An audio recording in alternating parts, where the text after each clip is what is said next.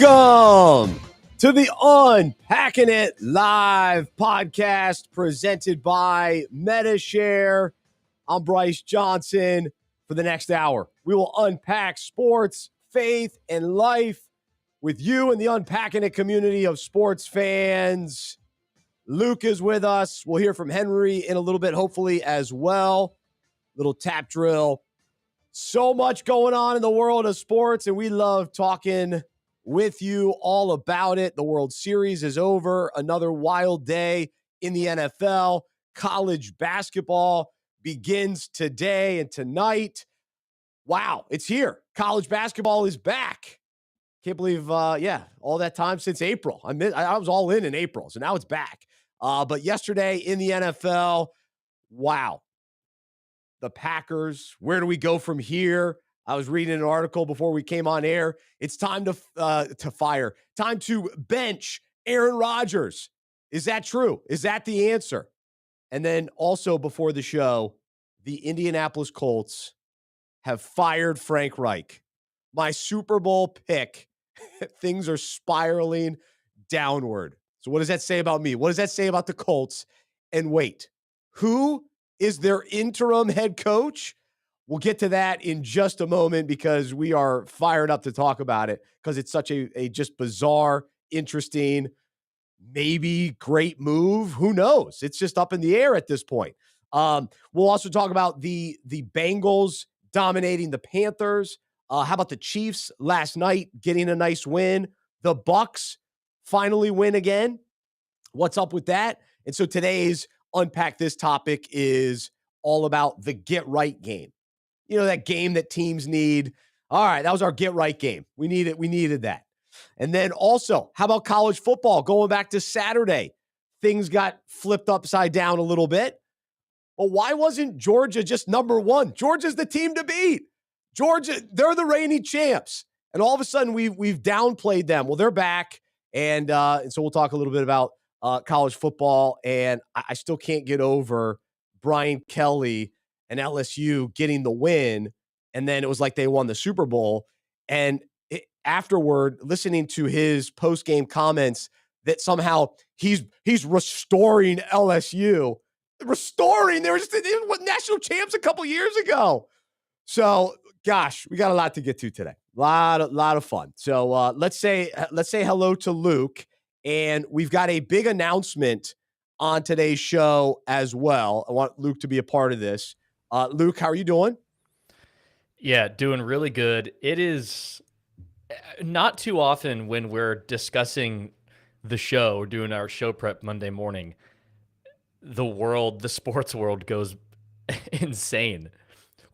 I messaged you this morning, hey, Frank Reich is out. And then we're on a call talking about the show, and you go, did you hear who they just hired as their interim head coach? And we were just dying. So as podcast hosts, we are blessed with chaos. And I don't even know how you're walking straight now with your Super Bowl pick has just been in the boxing ring, just taking haymakers all season long. And yikes. Their answer is Jeff Saturday, ESPN analyst, former center, high school head coach in Georgia, Jeff Saturday. I mean, it still doesn't seem real to me that this is a real decision midway through the season to bring somebody in off the street. He hasn't been in any of the meetings. He hasn't been around the team. I mean, I guess I shouldn't say that. He's been like a consultant. So he has been around the team. He's been a consultant. Which to me is very vague. Very vague. And still, I would consider more of because really a consultant is more of a distance. Like you're coming in to give an honest, critique and kind of what's going on. That would be my understanding of what a consultant would do. Not someone in the trenches and in the locker room and in the meetings. And now all of a sudden he's going to lead the meetings. I mean, that's crazy. Yeah. And I was thinking about it. I was like, you know what? I think in basketball, you could pull it off because basketball, there's only 5 guys on the court. If you have one good player, like he can kind of keep things going. Like, absolutely. It's possible. It's possible. But in football, in the NFL, to bring somebody with no head coaching experience midway through the season without having his guys on his staff, I just don't understand. I can't wrap my mind around it. And so where does that leave us? I'm convinced they're tanking, and there's really no getting around it. I mean, it's very clear, and it's almost embarrassingly clear at this point that they want the number 1 pick or a top 3 pick and to go draft their franchise quarterback. And so it's interesting. Both my teams, the Colts and the Panthers, have been playing the quarterback, roulette, carousel, however you word it. We'll bring in this veteran. Let's bring in this veteran. And it hasn't worked. And now both coaches have been fired midway through the season because they never could find the quarterback. And so now they're going to try to go through the draft, it appears. So anyway, it's hilarious because it's nuts, especially after all the Miami stuff, and the league's kind of on alert on don't lose games. There was already potential what's going on with Miami. If Indy is actually tanking, how more obvious could it be? They've shown their hand. We're starting Sam Ehlinger, who, he was a Texas legend, but he has no business being a starter in the NFL. He has every right to try to prove it, but it's pretty clear he's not going to be a long-term NFL starter. And then to go hire Jeff Saturday, who's not clueless. Let's not pretend he's not going to be clueless being a head coach. But a lot of former players, they intern other coaches. They spend time in the front office on coaching staffs, gaining experience, because coaching is way different than playing. And it takes a whole new set of skills. He has zero experience. You bring him in off the street. Yeah, he's a consultant, but he's been coaching high school football. He's been making ESPN appearances. He's been great on ESPN. Been there all season long. And we're talking before the show. What does a guy like John Fox think? These are guys on the staff that have experience who aren't getting the interim head coaching job. It's unbelievable. And with all this stuff with the Washington owner, we can't let Jim Irsay have a pass with shenanigans as an owner. It's been years of wild things going on. Yes. No question about it. So a lot to unpack there. Curious your thoughts as a listener today. We got the chat open. Henry is here working the chat behind the scenes. And so we'd love to know your comments on this. And also, we've got a big announcement today where we're so thankful for all of our great supporters here at Unpacking It Ministries. Many of you listening right now, you're either a monthly donor, you support the ministry in a lot of different ways throughout the year, and we're so grateful. You allow us to do this show and the devotionals and the events and the fellowship and all that we do here at Unpacking It. And also, we have wonderful corporate sponsors and businesses and people that come alongside of us in different ways. And so Medi-Share continues to be a partner of ours, and I'll talk about them in a little bit as well. But today we are welcoming a new sponsor here on the Unpacking It Live podcast presented by Medi-Share.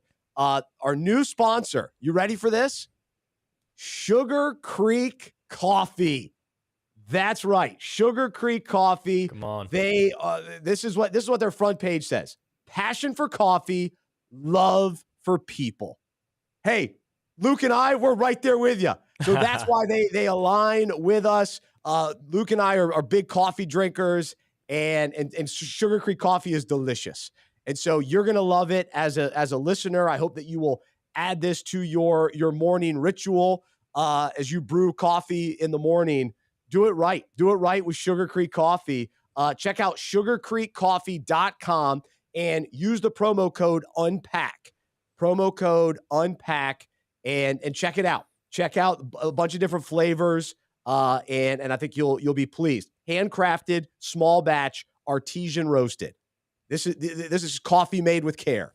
And so I went to high school with one of the guys that are a part of this and have a great relationship with the owner and excited to have them on board. They're here in the Charlotte area. So check them out. Check out their website.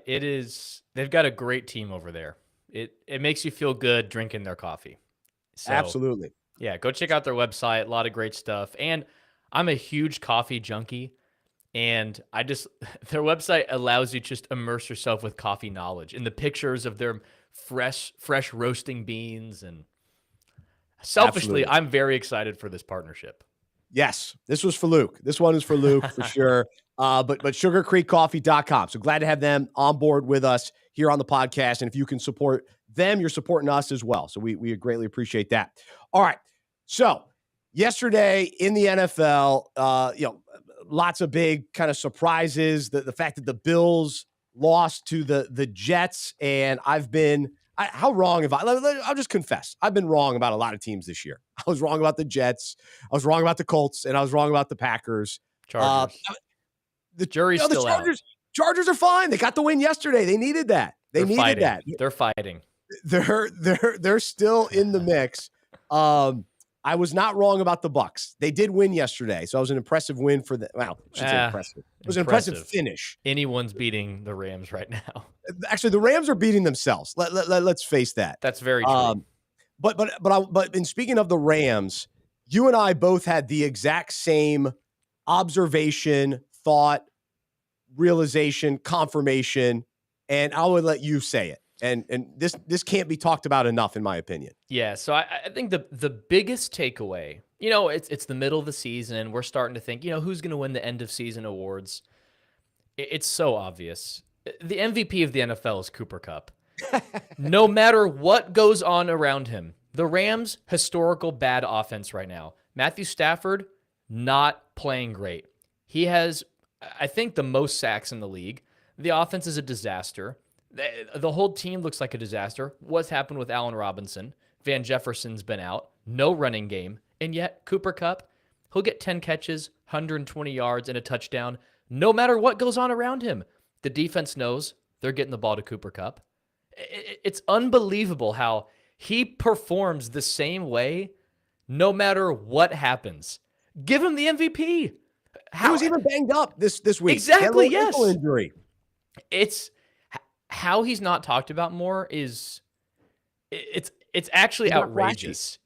I'm starting to get upset about it because we have one of the greatest players we've ever seen. He just performs. You talked about the other great receivers have down weeks and they'll disappear. Devontae Adams had a 1-point fantasy game this season. How is that possible? Cooper Kupp? Never going to happen. Never going to happen. Every single game is the same from him. Yes, the consistency and the elite production, and it is remarkable because the Rams could barely move the ball yesterday and barely score. Yet Cooper Kupp finds the end zone. It feels like every single week, and so it's been the Rams. Actually, I wasn't too surprised by this one. The Rams are not good this year, and as good as they were last year, winning the Super Bowl, they were fun. It was exciting. It was we're happy for Stafford. Kupp's the only guy that's really been able to carry it, keep it going. That defense was a letdown on that final drive yesterday, and I mean even the offense yesterday just not closing the deal and winning that game. That was frustrating. We'll talk more about that game in a little bit, but yeah, Kevin has a really funny comment. He says, Irsay says there's enough evidence to remove Snyder as an owner. Is the hiring of Jeff Saturday enough evidence to remove Irsay as an owner? Absolutely. No, I mean, it's so perplexing for us as fans that, the amount of control and buy-in that the owners have. Like, they can get away with so much off the field, on the field, the shenanigans in their, front offices. They've got it because they've got the power and the money. But what's happened to the Colts, a once highly respected organization with Tony Dungy, with Bill Polian, with Peyton Manning, with Jeff Saturday as the center. I mean, all those years. But to think about the curse of Andrew Luck, that's what this is.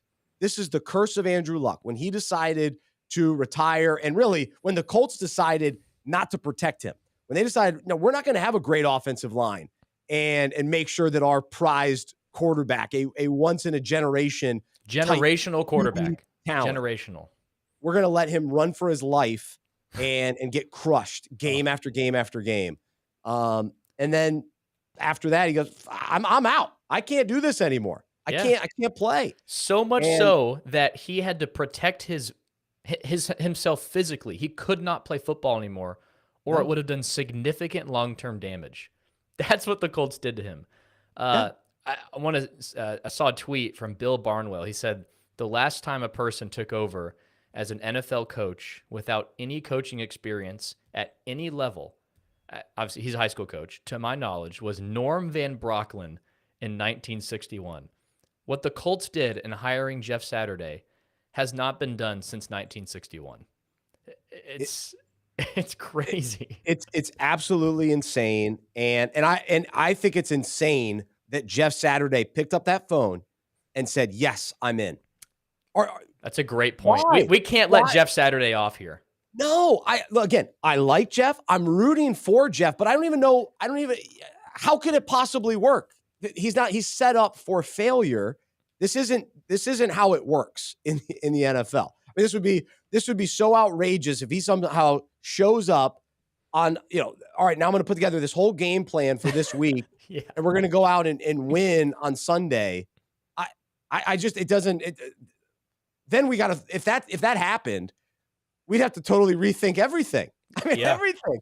So anyway, so for him to step into this, what's to gain for him? He's going to be the cheerleader, the head coach for the net. Hey, come on, guys, we got to keep playing hard. Let's go. Yeah. But he doesn't have a system. He doesn't have. Are they going to continue to do what they've been doing? Well, no, that doesn't work. So you can't do that. But the rest of the staff is still there. They're tanking. The only logical explanation is they want the first pick in the NFL draft. That's it. This is not a winning move. Yeah, to your point, Jeff Saturday, he's going to be your cheerleader. He's going to be like the mic'd up NBA coaches in the fourth quarter where all we hear them tell their team is, hey, guys, hey, let's keep hustling. Let's grab rebounds. Okay, that was a waste of 10 seconds. Is there any strategy that I can listen to as a fan here? Because, when an interim, I like when teams do make a change midway through the season. We've talked a lot about it last year with the Raiders. Yeah, this year, even with the Panthers, up until the Bengals game, the Panthers at least looked better. Steve Wilkes seemed to be getting the guys more energized and motivated, and the whole feel around the team, they just looked better, sounded better. Everything was positive. And then last week, the Panthers lost to Atlanta kind of in a sad way. And then to come out against the Bengals, it was ugly on Sunday. But Steve Wilkes was pushing things forward, yet a new voice in the locker room. He's from within. The players know him. He knows the culture. You can't, so it's a slight change. And if it doesn't work, it doesn't matter. It's just like you're kind of on that path and you just finish the season. But to bring in Jeff Saturday, who's an analyst, what's there to gain for Saturday? If he really wanted to be a head coach, this isn't the route to do it. And then if they want to try to turn the season around, to try to even get that interim head coach boost, he's not set up to do that. What would you do if you're one of the other coaches? What do you think right now? I'm walking out the door. Like, you hate to give up. You hate to give up on your team. But I didn't even know John Fox was on this staff. But John Fox, a guy who's been to the Super Bowl, has a very solid head coaching career. He said, "Wait, you're gonna bring in this guy? I'm like a quality control guy, a defensive analyst or something. What am I doing here? What am I doing for a tank?" And I'll even say this: this won't be reported or anything. I have to think that the conversations after yesterday's loss for the Colts were heading toward, all right, the season's over. We need to tank. And maybe the Colts, I think they still buy into Frank Reich. Like, I think you still have to say, hey, Frank, we still love you. Like, the reason we picked you and you've won a lot of games for us. We've never given you a quarterback, but you've represented us well. I think the guys like him. I mean, they still seem to play hard. They just don't have a quarterback. Great character, great leader of men. So it's not about he's a jerk or something like that. No, because Matt Rule was running it like a college program, and this is the NFL. Frank Reich is a professional and has won a Super Bowl and went to all the Super Bowls with the Bills and been around forever. So I think my theory is whoever in the front office said, hey, we got to go get a franchise quarterback. We need a top 10 pick. Let's just kind of ease off this year. We're not going to try to win games. We're not going to go try to win the division. The Titans seem to be tough enough. This was our chance. Ellinger's not the guy either. Frank, do you want to be a part of this tank? You don't? All right. Well, then we're just going to move on. Frank doesn't want to be a part of the tank. Yeah. He's like, no, I'm going to keep fighting. I'm going to keep winning. I'm going to turn this around. I'm going to turn this around. Sorry, Frank, we don't need you to try to turn it around. We don't want you. Hey, I think if we went Nick Foles, let's try Nick Foles. We haven't tried Nick Foles yet. Why don't we try him? I won a Super Bowl with him. We don't want you to try Nick Foles. He might actually be good. The Nick Foles magic might turn things around, but it'll be temporary. We don't want that to happen. We want a top pick. We feel like we have enough in place. We need to go get our franchise quarterback. And Frank, are you on board with this? Oh, you're not? Okay, well then you head out. Let's see, who else can we grab? Can we grab somebody? Anybody? Oh, the TV's on. Oh, there's Jeff. There's Jeff. Let me call my buddy Jeff. Let's see if Jeff's available. Hey, Jeff, do you want to continue to go on Get Up? You want to keep going on Get Up every day? Or do you want to get up and come on over to Indy, baby? You're in charge. Oh, you don't have a playbook? That's all right. We got one. We'll use Frank's. We'll use his playbook. But maybe you bring a little bit of the magic and just find a way to lose. Actually, no, don't even bring your magic. Don't bring your magic. Don't bring anything positive. Just you're going to be the scapegoat. You're going to be the face of the tank for the rest of the way. Is that cool? All right, you're in. Jeff Saturday's record last year, coaching high school, 3-7. That's your guy, an NFL head coach. And in all seriousness, though, the interim job can actually be a great opportunity for certain assistant coaches to prove themselves. And because Steve Wilkes, if things that, if they were actually playing well, this Bengals game kind of ruined his case.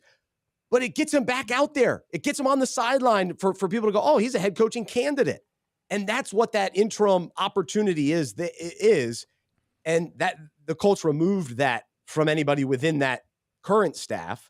They have a young special teams guy or an up-and-coming head coach. I'm not familiar with him, but he's on the staff. They didn't bring him in to go get Jeff Saturday, who we haven't heard his name as a potential head coach at any point. So it's wild. Bonkers. We could talk about it all day, but it's just one of those very, very bizarre stories. And it goes back to the bizarre Andrew Luck story. So things continue. They had a great run. Tony Dungy's not walking through that door. Peyton Manning's not walking through that door. No. But Jeff Saturday is. To be fair, though, if Dungy has to spend more time with Jason Garrett on NBC's coverage, he may be wanting another coaching gig. That's a good point. Yeah. He may be signing up. Yeah. I was listening to Pat McAfee. He actually is getting on board with this, which is interesting. Probably he's friends, with everybody involved. But he was joking about all the list of people that go down before you get to Jeff Saturday. Yeah, you got to call Peyton Manning first. Yep. You got to call Dungy, right? I mean, Jim Caldwell, bring back somebody. We'll go with Jeff Saturday. So again, back to the point, they want a tank. That's what this is. And so, hey, good for them. You guys got a plan. You got a plan to tank, which also means my fantasy team is going to tank as well. So thank you, Colts. My Super Bowl pick tanked. I'm out. So that's a tough role for me. All right, we'll shift gears and jump into unpack this for this week, where we take sports stories related to the Bible, related to our own lives, and we love goofing around talking sports here at Unpacking It, but more importantly, we love talking about Jesus and encouraging one another to continue to follow Jesus, become more like him. And so today, I want to talk about the get right game. And yesterday, we've mentioned a couple of these games already, but we know throughout the NFL season, some teams will go through, sure, the winning streaks, but also the losing streaks. And, the Bucs had lost a few in a row. The Lions, of course, had lost a few in a row. And the Bengals, Monday Night Football against the Browns, that was an ugly game on Halloween. And so it's always nice to get to have the get right game where you bounce back from a tough loss or a midseason slump. You're able to build some momentum. You get things sort of clicking again, and you get that much needed win. And in order for that type of game to happen, really what has to happen is teams need to return to playing how they need to. They need to regain their confidence and trust, and they need to realign the areas of their team that have gotten off track. And so the Bengals, what they had to do is they had to return to running the ball. And Luke, how about Joe Mixon? How about this return to the run game yesterday. I mean, It was painful for me as a Panthers fan. last week on the Fantasy Football Fellowship call, we were talking about players we've just been perplexed by. Joe Mixon was that guy for me, and I guess he heard the chatter because he went off. It was it was fantastic. A guy who's so talented and then just kind of a sleeper. The Bengals have struggled, but that was amazing. One shy of the record, which is 6 for a non-quarterback. But he set the franchise record. Oh, franchise record. Okay, yeah. For the NFL Bengals. record though is 6. I think Kamara shares that record, but 5 touchdowns for a running back, it's unbelievable. And what was interesting, why did the Bengals get away from it? And so, they just sort of, they lost themselves a little bit, but they returned to the run game, returned to Joe Mixon, and it worked out really well. And so they got that get right game. They got their get right game in a big way. Meanwhile, Tampa Bay, 3 straight losses, and really throughout the game they struggled. But Tom Brady led them on this, dramatic come from behind touchdown drive, final minute, and they were able to beat the Rams. And I think what clicked for them on that final drive was, the trust and the confidence, and to get that back. Okay, Tom Brady still can win games, and the trusting his wide receivers who had let him down at times, some big drops throughout the game and the season for that matter. But they regained that trust and confidence, and things really clicked for them. And you could see how excited Brady was after the game. And then, believe it or not, this doesn't even make sense. Again, with the craziness of the day, the Detroit Lions, they had their get right game against the Packers. What? That's right.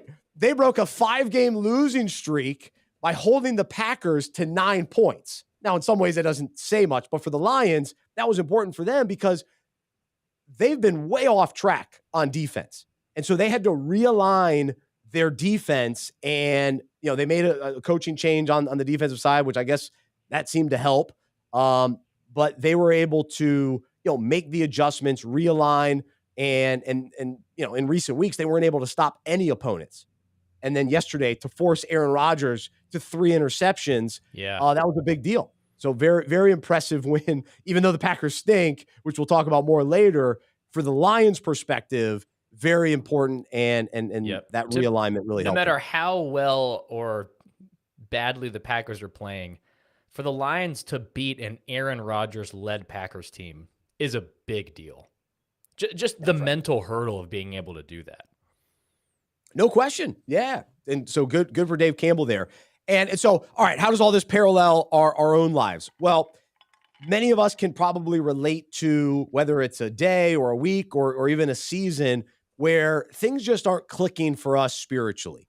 And we're just struggling in one way or another. And, we find ourselves in that spot where things are off track. They're just not really clicking. And we're in the middle of a losing streak. And what do we need? We need a get right game. And what that means is we need to get right with God. We need to get things back on track and in sync and reignite that fellowship with God. And so, this might look differently for each of us as we navigate that. But I think something we can pull from each of these teams, the Bengals, the Bucs, and the Lions, can actually translate to our own lives.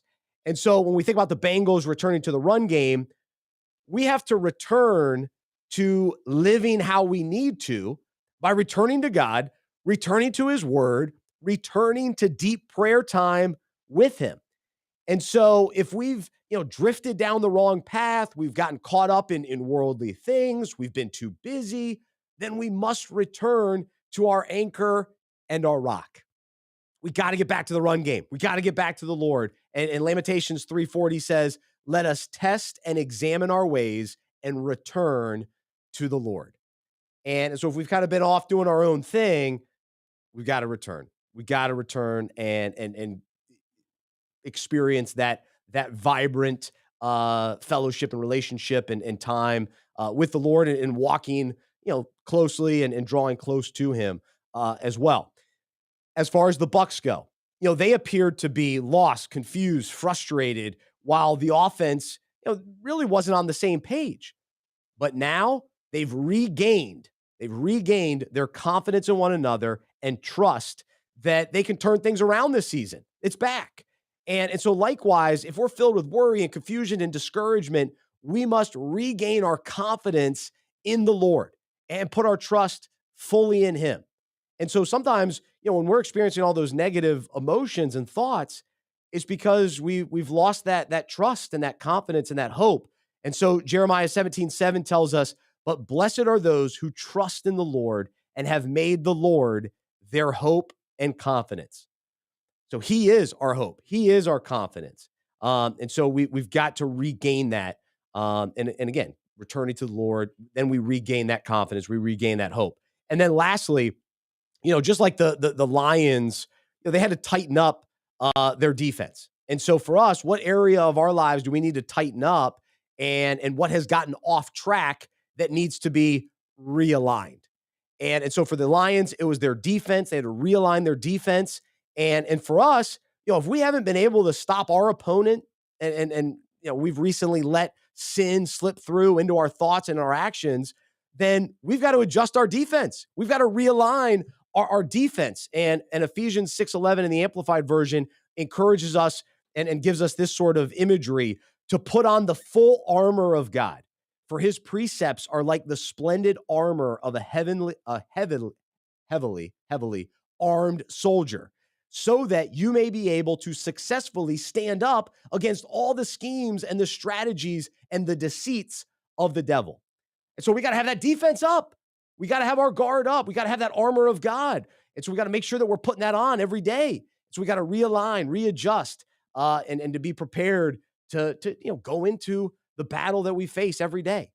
And so today is the day to stop the losing streak and the ongoing struggles and experience a get right game. We need that get right game if we find ourselves in one of those spots. And so let's get right with the Lord by returning to him, regaining our confidence in him, and realigning our lives to be on track with him and his ways. And so that's what you can unpack today. And you can subscribe to receive this in your email inbox Monday, Wednesday, Friday by going to our website, unpackingit.com/subscribe. We'd love to know which one of those, three terms maybe resonated with you the most: returning, regaining confidence and trust, or realigning. And maybe where have you gotten off track in life? So those are some things to consider and think about today. Luke, what about for you? Yeah, I think of a quote my pastor always shares. This is paraphrasing a quote from Timothy Keller, pastor in New York. Basically, he says, a good thing becomes a bad thing if it becomes an ultimate thing. And I say that because I identify with the realignment aspect. And there's a lot of good things in our lives. So I think of sports. Obviously, we're huge sports fans. But sometimes sports are good, and it's not sinful to watch sports, to enjoy sports. But if they become an ultimate thing, if I'm organizing my entire schedule around games at the expense of time with my wife, at the expense of time with God's people, if I'm absolutely crushed to where I have bad days following a loss of my favorite team, I've got to get realigned. So practically in my own life, that's something I have to be on guard against. I love sports. I follow a lot of teams. I love watching a lot of games. Madeline was surprised when we first got married when she was like, wait, your team's not even playing. You care about this game? Absolutely. I want to watch. It's a big game. But I can make sports an ultimate thing, and I have before in different moments in my life, and I've got to get realigned to things I need to be centered around, which is the things of God, time in God's word, time in prayer, time with God's people, serving, time with my wife, with family. So that's kind of how I think in my own life, is especially as followers of Jesus, it's a life of constantly, not in a works-based righteousness way, but we should often be looking to make realignments to, okay, we're a little off track here. Okay, we got to fix our eyes on Jesus again. So that's kind of what I think for me. That's right. And yeah, we are made right with God through Jesus and through his death and resurrection and our faith in that, and in him. And so that's what makes us right with God in a big picture, heart level, soul level, eternal perspective. But then just our, kind of that relationship and the fellowship, we need to get right sometimes. We get off course and get off track. And I know for me, I've been sick for the last couple of weeks, and so I've just been worn down. And so, the passion or the energy to get up in the morning and spend time with the Lord and be kind of in that right kind of mindset has been challenging. So I've felt that today. So that's kind of why I wrote about this. I need to get that get right game. I got to kind of get right with the Lord now that I'm feeling better. Thankfully, it's been quite the journey, but feeling better. And so now it's like, all right, I got to get right. Got to kind of get realigned, re-energized, renewed a little bit. So I resonate with this, and I hope that a lot of people can be encouraged by this today. The key is we just can't continue down that path. Like, think about for the Bucks, like this halts a lot of the negativity surrounding them. Yeah. Right. This was their get right game. And even for the Bengals, the thoughts of, well, what are they going to be able to do without Jamar Chase? And I don't know, the Super Bowl hangover for them. Well, this puts an end to that, at least temporarily. And for us too, so often we can go down that path of, negativity or discouragement or worry. And we need that get right moment to say, all right, God, I got to realign with you. I got to make sure that I'm returning to you and to your word. That for me today I got into God's word. I got to return to him, return to his word. That's the key there. So that's the this week's parallel. We'd love to know your thoughts. If you want to leave your comments on the chat. But we've got a lot of other topics to get to today. And I think the Green Bay Packers is another, team that we've been talking about and continue to talk about. They need a get right game. And I'm not sure it's coming. I'm not sure for them it's coming. And what's so fascinating to think that Aaron Rodgers has been the MVP of the league the last couple of years. They were in the NFC Championship. It was weird in the offseason. Maybe he was going to get traded, and then he wasn't. And last offseason, this offseason, like both were bizarre, and the stuff that he does and the stuff that he says. And it's finally caught up to him. And it just seems like there's a major disconnect with that whole team. The whole demeanor of Matt LaFleur and Rodgers, it just doesn't feel right, look right. It doesn't give you much hope at this point. Because a few weeks ago, I'm like, man, this team's too good not to turn it around. But I think at this point, I don't see it. I don't see him coming together. And so then I think a fair question is, well, if Rodgers isn't going to be part of the future, this season is sort of over. The Vikings are running away with it, which we got to talk about Kirk Cousins in a little bit. What do we have in Jordan Love? Can we put him out there? Can we run the ball with A.J. Dillon as our main guy? Let's give him some more carries. So there's a lot there. So maybe the Packers ought to tank. So you make a great point, though. Going forward, the Packers, if they're smart people, they should buy stock in LaFleur and not try to milk this Rodgers thing out. Move on. You're not making the playoffs this year because the NFC wildcard teams are their record. It's going to be Dallas, and then other teams with good records. Packers are not winning the division, and I don't think they're going to be able to have a good enough record for a wild card spot. Rodgers is old. There's not even just a disconnect with LaFleur potentially, but just with the players. And I know he says, players, hey, and some Packers players, hey, if I'm wrong, I want you to tell me. But gosh, just from the outside looking in, and again, we're not in the locker room, but if I was a receiver, I'm looking over my shoulder. I'm in my head. I'm nervous. I feel certainly no trust or confidence from my quarterback, who is also making inexcusable plays. It's not Rodgers. He can't just blame the receivers anymore. Some of these interceptions against Detroit are like, dude, what are you doing? And the offseason, lack of leadership, they're talking about lack of continuity. Where were you in the offseason? Yeah. So it's just, I think it's time to move on. Just embrace it. You've got a good coach in LaFleur. He's young. You've got some young pieces that can be developed. This year's not the year. Maybe it's time to move on. Man, I know it's a crazy thought to consider when he was the MVP last year, but we've seen it with quarterbacks where it's just kind of all right, it's over. It I ends, know. or at least in Green Bay, and maybe someone throws them, another opportunity next year. Maybe the Colts will try to go get him, but Philip Rivers, Rivers, Ryan, Rodgers, you gotta keep it going. But it just doesn't seem to ever be turning the corner. And now Romeo Dobbs is out. Aaron Jones he's banged up. I think he's going to play this week, but they just can't seem to turn the corner. So weird for them. The other, the New York Jets, they keep winning. And Your boy finding ways. Daughtry. It's not over. Should be their theme song. It's not over by Daughtry.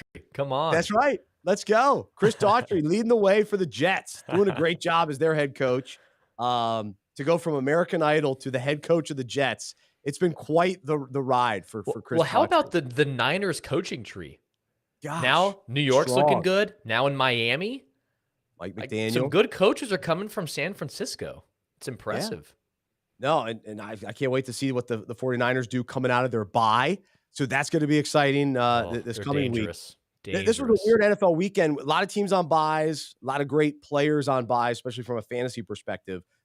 So, yeah, we had to overcome that in many ways, even from a fan just watching games, because that 4 o'clock window, not as many games. So I want to ask you this, and for those listening, if your team is on a bye, does that affect how much football you watch? Is your perspective, okay, my team's not playing. Yeah, I'll tune in. I'm still a fan, but maybe I get some more things done around the house today. Maybe make another deposit with the wife and the kids today. Or is it, now's my time to really dive deep and watch these other teams? I wonder, there's certainly both. I wonder what you are. Well, from my perspective, especially the way things have gone for Carolina the last few years, it's a welcomed relief. Oh, phew! The Panthers aren't on this week. Now I get an extra game on Fox. So Panthers didn't lose this week because they're on a bye. No, whenever that is. Whenever that is, yeah. They can't lose when they're on a bye. That's a wonderful feeling. So, because I feel the obligation to watch the Panthers, but like this Sunday, it's so ugly. And speaking of tanking, so the Panthers are clearly wanting to tank too, because they're going to stick with PJ Walker. So that, I appreciate he's played well in moments, but he's not the answer at quarterback. And I still think Baker Mayfield is a better quarterback. Baker Mayfield was the number 1 pick. He's taken the team to the playoffs.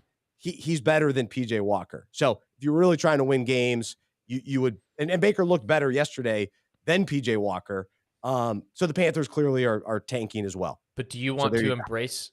So if Baker's clearly better, do you still want PJ Walker to keep playing? Have you embraced the tank? Do you want to lose as much as possible? I don't buy into the tank. No, I buy into winning cultures, finding out which guys are best, and I want Baker Mayfield to show me, okay, who are my best receivers? Is Terrace Marshall going to be a part of this future? Is Tommy Tremble, the tight end, going to be part of this future? So I got to have a quarterback back. I got to have whatever the best is, whatever the best I've got. I've got to put him back there. So to me, that this whole idea of we're going to get rid of all our good players and we're just going to go get a top quarterback, I don't get it. Now, it's somewhat worked for the Miami Dolphins. So years later, all those picks have turned out really well for them. They've resulted in all these stud players, and they ended up getting Bradley Chubb at the trade deadline. And so I guess there's a path for it to work, but philosophically, I don't like it. I want to keep trying to win week in, week out. And wherever that leads to, wherever that ends at the end of the season, and whatever pick you've got, you draft the best player in that spot. And if you're like the Chiefs and you see somebody like Patrick Mahomes and you go, all right, we're going to go get him at, I think it was the 10th pick when they traded up to get Mahomes. Well, then you do that. That's fine. But I'm not settling for the number 1 pick. And then I'm going to take, I'm just not doing it. So, yeah, it's just hard to, if you really sell off all good players, it's easy to get trapped as a bad football team for a while. Just because it's hard to build a winning football team.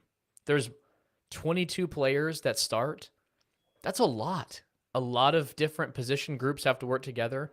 Basketball, that's why you have the lottery in the NBA. It's because if you get the number one pick, yeah, you can make the playoffs the next year because 5 people are on the court.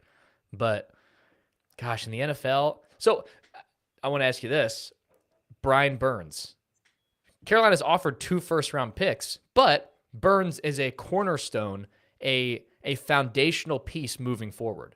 So Yeah. it makes sense to hold on to him, which is why the Lions trading Hawkinson, kind of questionable. That's a foundational piece going forward. What are you expecting to get? So moving on from a player like Hawkinson, I don't think it's a no-brainer. All right, let's just trade a good player, get a pick. Well, no, you drafted him early to be a foundational piece.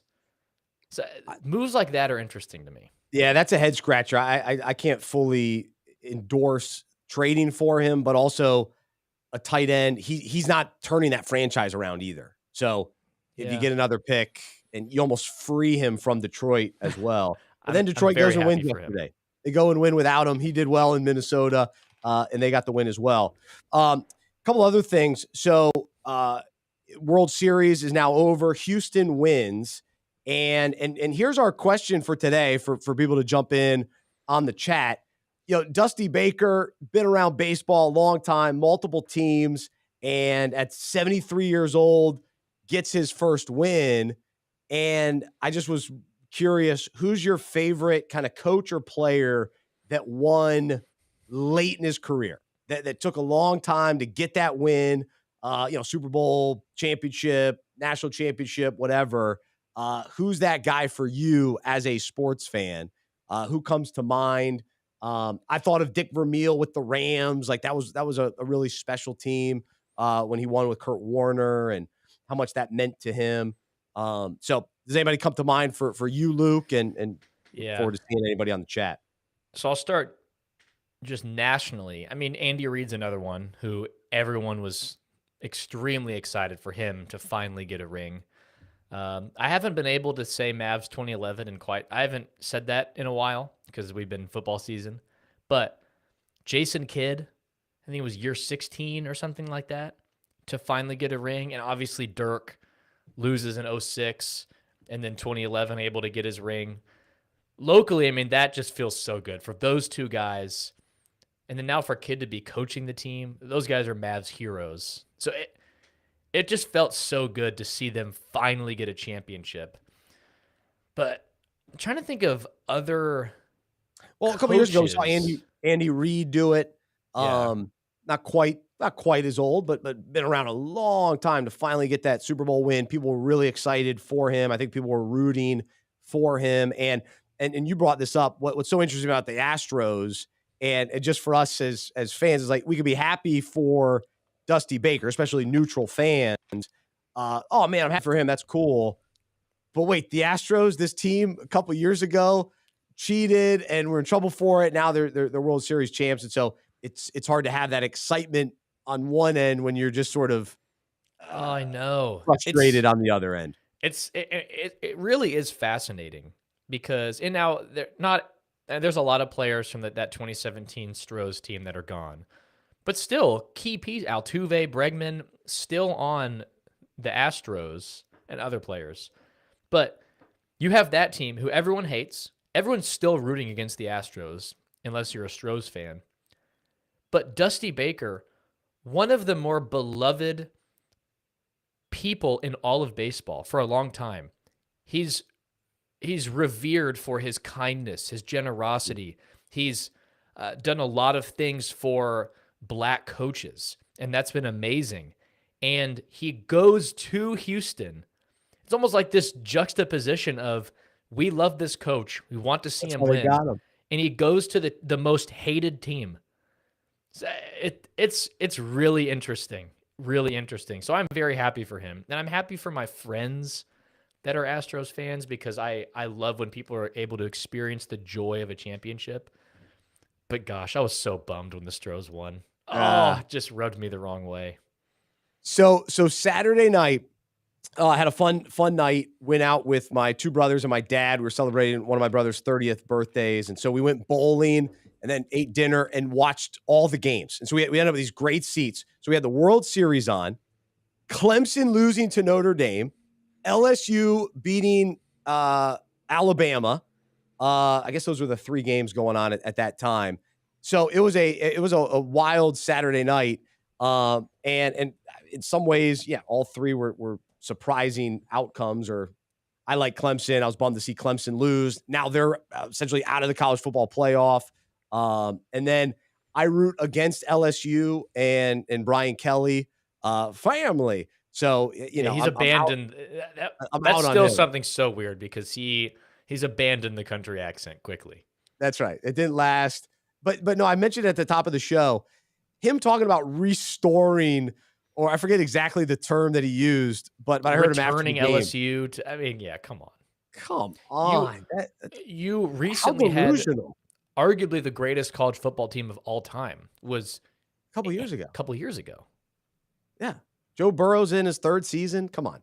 So I thought that was pretty weak. And then, the other thing, a team like Tennessee, who, this awesome college football program tradition, the stadium, the big win a few weeks ago against Alabama, you get to number 1 in the country and you just can't get the next marquee win to prove that you're the team of this year. And so now they're kind of on the outside looking in a little bit. As Georgia, yeah, to me, they should have been number 1. Like they're the team to beat. So until they go down, so I wasn't surprised that Georgia won at home.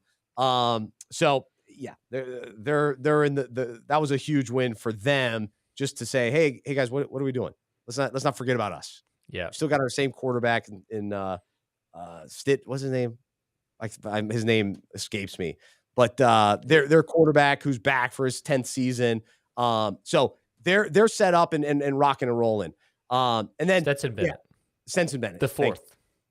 There you go. That's right. And his what season is this? Yeah, he's been there forever. So he's been in college football forever. But cool story. Happy for hhim. And now they're 9-0. TCU now jumps into the top, kind of 4. We'll see where the college football playoff rankings. Yeah, right in my backyard here. We live like 3 minutes from TCU's campus. So it's hopping here. Oh, nice. Oh yeah. Oh, that's great. The sun is rising on the Frogs, but huge test against Texas this weekend. So yeah, because they're coming off the win at Texas. So we'll see. Yeah, I do want to comment on your bowling experience. It's potentially life quandary shenanigans, but we were talking before the show. Is there another sport like bowling that is the perfect sport to compete as just an individual of all ages? You can go bowl with friends and you can compete with, and it's a sport that you could play forever and enjoy. So you're playing with your brothers. I can go play with anyone, and it's amazing. I took 2 classes in college. Unbelievable. The same bowling class twice, and it was the greatest decision ever. Gosh. So I just love that you guys went bowling. 3 brothers, all in their 30s. But it delivers every time. It does. And I know Kaz, I've written up Kaz, loyal listener, watches pro bowling. So shout out to Kaz. He's our bowling insider. I'm all in on. I love bowling. I think it's so much fun. I've never been in a league. I've never taken 2 classes in college. I would say I'm an average bowler, but man, Saturday night I couldn't get strikes. I could only roll 9s. I was 9er night all night. So that was disappointing. So the brother that we were celebrating, he won in bowling. So I let him win. You gotta let the youngest brother win every once in a while, which we did do for a while. We did that for a while because I'm 6 years older than him. So like when we were playing basketball as kids, we would let his baskets would count, 3 points and ours would count 1 or whatever. Well, then within a few years, he was taller than me, stronger than me, faster than me. And now he beats me at everything except for fantasy. So I still have fantasy football. That's the one I hang on to. Well, your big dynasty league, are you still in last place this year?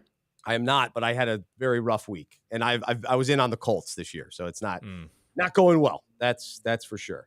So, all right, well, there you go. So I'm all in on bowling. Now I want to get back out there. I got to work on my game a little bit. Oh yeah. So I had a roommate in college. He had his own bowling shoes. That's the level I want to get to. Interesting. Versus, the the community bowling shoes. Well, because see, I want to join a team, and I wonder if there's any listeners who are on a bowling team. I don't have any friends who. I wonder when you age into that. I'm still in my 20s. I wonder if that's a 30, 33 and older type of thing. I don't know. At least in King of Queens, you had to be a little older. But I think that would be so much fun. But I also realize if I entered into that space, I would be bowling against diehards with the wrist brace. They've got the towel for the bowling ball every time. Their own ball, their own backpacks, and the rolling bag. Oh, I mean, so I understand what I would be walking into.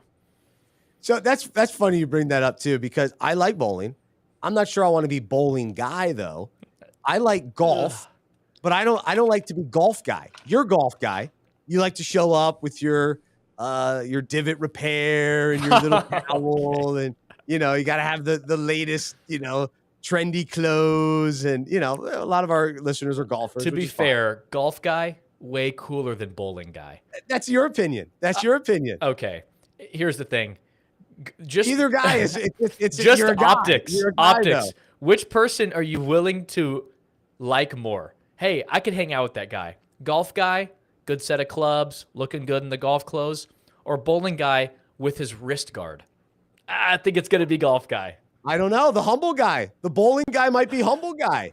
I don't know. Those are different. Those are different groups. I got friends on both ends, so it just depends on the guy, I guess. But I'm not willing to be all in as golf guy, bowling guy, or even basketball guy with the goggles and the headband and the high socks. Because you're a swimming guy with the Speedo and the shaved chest and the shaved legs. There you go. That's right. Any chance you could talk about me and my Speedo, you find a chance. You find it. I'm goggle guy. That's true. I am goggle guy. I've never done the full on shave. So don't give me that. To me, like to shave off a tenth of a second on my time, I was never on a high enough level for that. I promise. Not worth it. No way. No, a lot of buddies in high school who would shave their arms, baseball players, like, oh yeah, way better for aerodynamics when pitching. I'm like, yeah, I'm just not going to buy that. You just can't pitch. Your curveball just isn't doing it. Shaved arms, not going to help, man. So it's just not worth it. No, thank you. No. We do have some listeners that are bowlers, so I like it. So it sounds like the comments are flooding in. It's a good surprise. I like it. So both guys are fine.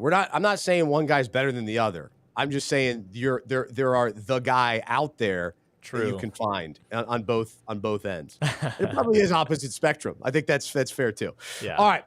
Speaking of that guy, we got to talk to Henry Bieneme here in a moment, but we are brought to you by Medi-Share, and so we announced earlier we're so excited about Sugar Creek Coffee. We're also so thankful for Medi-Share and their continued support, and excited to also share and kind of announce as well that Medi-Share, the nation's leading healthcare sharing ministry, which actually it's called Christian Care Ministry. Which Medi-Share is a part of that. They're the first ministry to be awarded accreditation from the Independent Healthcare Sharing Accreditation Board. And so this accreditation provides third-party validation and additional reassurance about the integrity and credibility of the Medi-Share program as a viable option for families looking to manage healthcare costs in a way that is consistent with their beliefs. And so check out medishare.com/unpacking it. It's open enrollment time, and you're making changes to your healthcare situation for next year. Consider Medi-Share. So that's really cool. The validation, the accreditation is huge. So that should give you more confidence to check it out and figure out if Medi-Share is the right fit for you and your family. It has been for my family, and so encourage you to look at medishare.com/unpacking it. All right. Let's do a little tap drill. We need to talk a little college basketball. That starts tonight, and some of the other stuff going on in the sports world. Henry, how you doing? What's going on, boys? It's good to be back with you again. We got the pool, we got the golf guy, we got the bowling guy, but there's one guy that you really haven't talked about. You haven't talked about the billiard guy. The guy that Ooh, goes to billiard the guy guy. that goes to the billiard hall, and I was that guy for like my whole 20s. I had my own billiard stick. I had my own pouch. Came in, and you know the guy that screws in the billiard stick right before he gets there with the one finger glove on, and he Oh brings his own no! chalk. I didn't even know about the one finger glove. Yeah, it's the one finger glove because Wow. when you got to get the least resistance when you're pulling back on the billiard stick. I'll tell you There's my what, problem. you don't want I to never mess with had the those one. guys. Never had the one finger glove. No The wonder I one finger. struggled. That's what's been holding you back. Hey, there's another guy we left out, and it's new haircut guy. I guess I didn't get the memo. Bryce, new haircut. Henry with a new haircut. So I'm feeling a little left out today. But Get it together, Luke. Come on. Look fresh once in a while. Kaz commented, don't forget table tennis guy Let's get and a fresh dart set of guy. tap drill going, and we're going to go right with Bryce. The new NCAA season in basketball starts tonight, and it's a straight-up question. What are you guys looking forward to of this upcoming season? So, of course, for me, as a Duke fan, John Shire taking over. What does that transition look like, and how does he handle adversity? So at some point, Duke's going to lose probably. How does he handle it? How does he handle that, the pressure of taking over for a legend? So that'll be really intriguing. And then, of course, staying close to Duke, how does UNC continue what they did last year, losing in the championship? A lot of the players are back. Do they now from the get-go remain on the scene, remain a winning team? Because remember, they came on late last year. Their success came late. Will they, from the get-go, with all eyes on them, will that continue? And then lastly, Drew Timme back in Gonzaga. How good will Gonzaga be this year? And will this finally be the year for them? We've been waiting. Is this the year? Is this the year? Mark Few could sort of fit into that.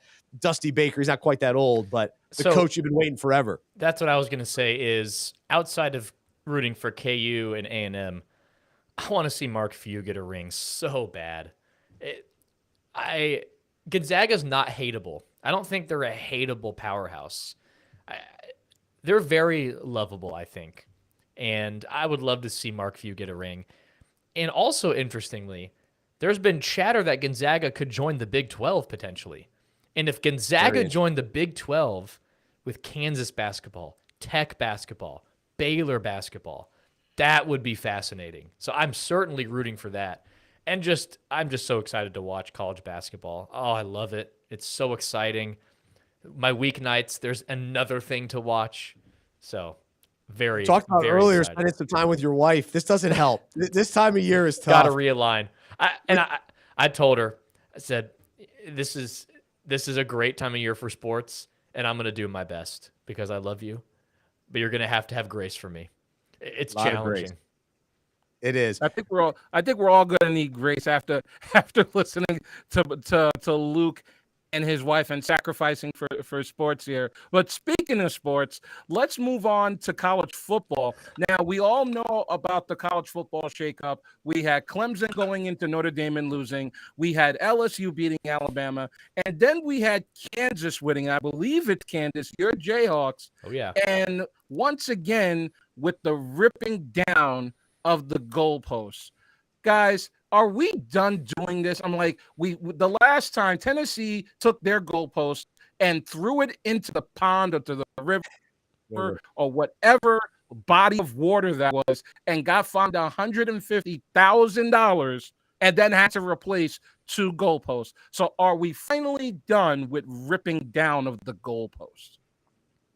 So it's that I think this is a good conversation for us as a ministry for sports fans and looking at, okay, where are we at as sports fans? This has popped up over the course of the almost 2 years we've been doing this live podcast. We've seen a lot of storming the court, storming the field, tearing down the goalpost, the crazy celebrations. And where I come out on all of this, I had tremendous memories at App, rushing the field, tearing down the goalpost, taking it all over campus. And it was I did it one time.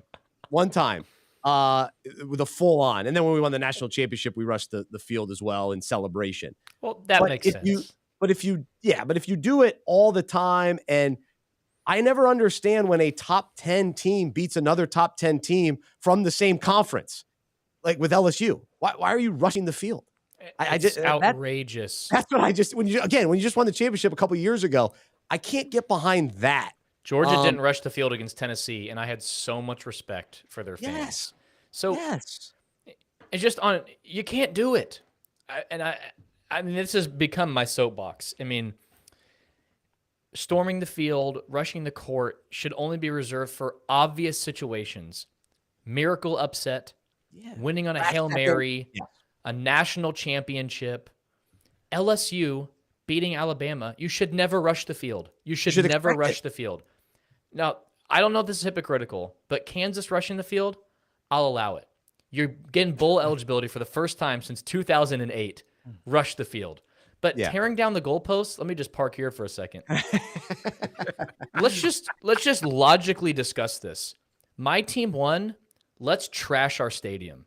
Let's ruin our things. Logically, it makes no sense to me. Let's break down our goalposts because we won. Maybe it's just when we rush the field, it's just mob mentality. It is. Nothing makes sense. We're just going to go crazy. We're going to start destroying our own property.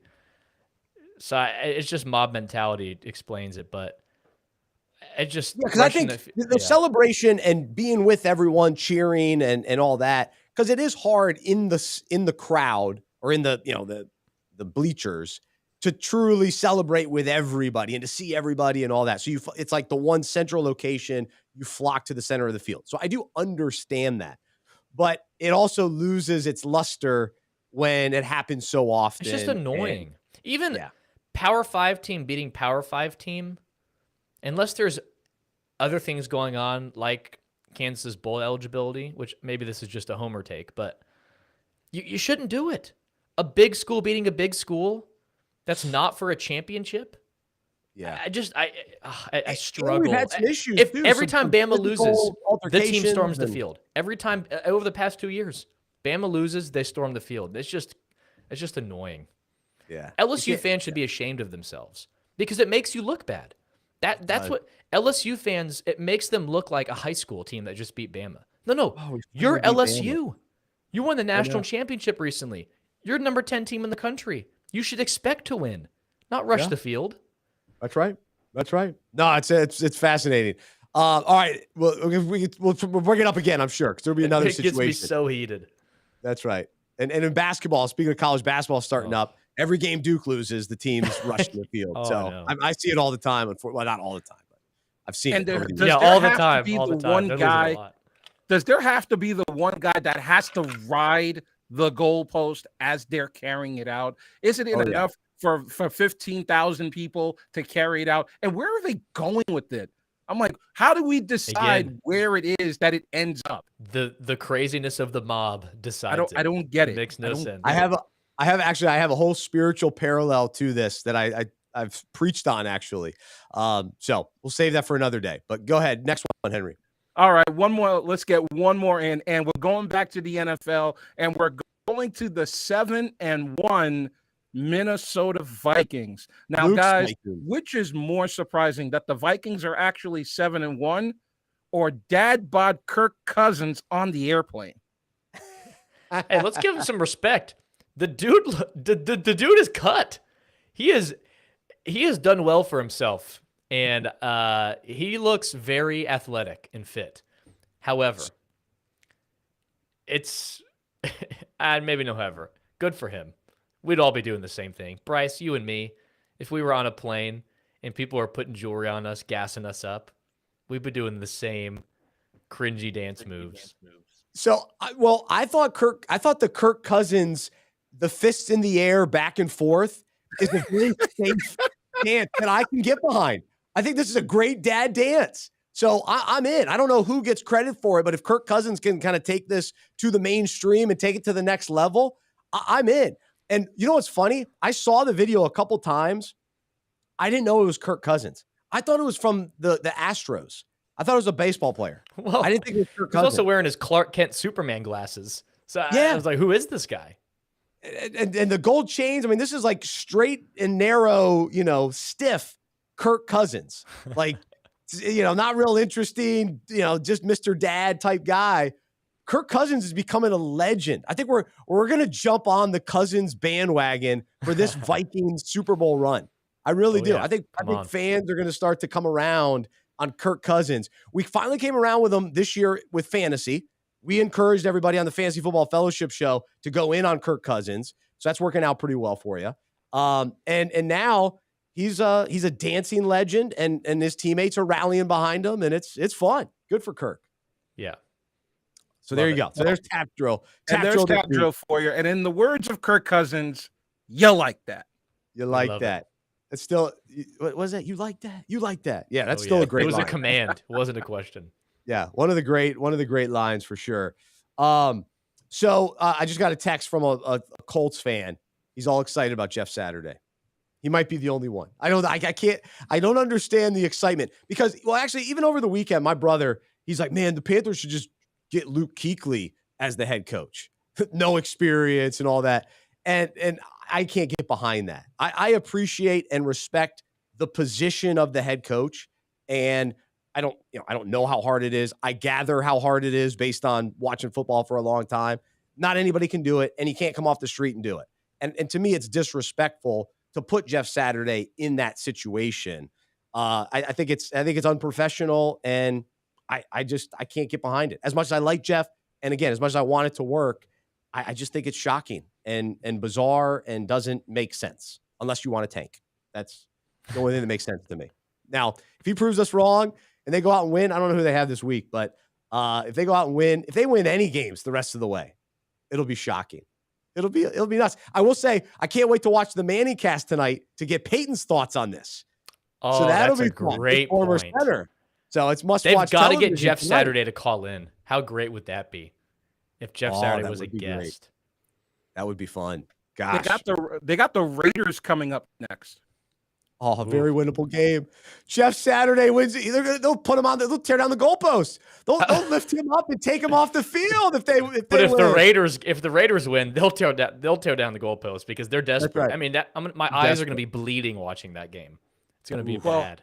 I'm just happy that we don't have to waste any more pancakes. If you've ever watched Get Up, Jeff Saturday has a segment where he talks about big guys, the offensive linemen, defensive linemen, pancaking other guys, and he literally brings in pancakes and he's throwing them on the floor. Why are we wasting good pancakes? I love pancakes. Oh yeah, I'm just saying. A waffle guy. So Jeff Saturday's the coach.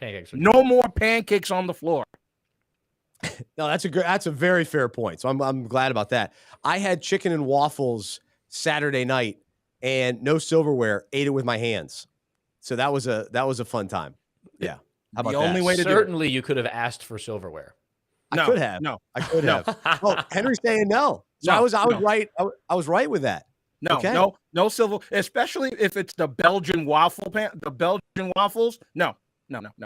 Chicken and waffles by hand with the barbecue sauce, with the syrup, with the bib on all day. Well, I did not have a bib and I did not have barbecue sauce. I did have the syrup. So, and they were delicious. There you go. There's our show today. There's Luke.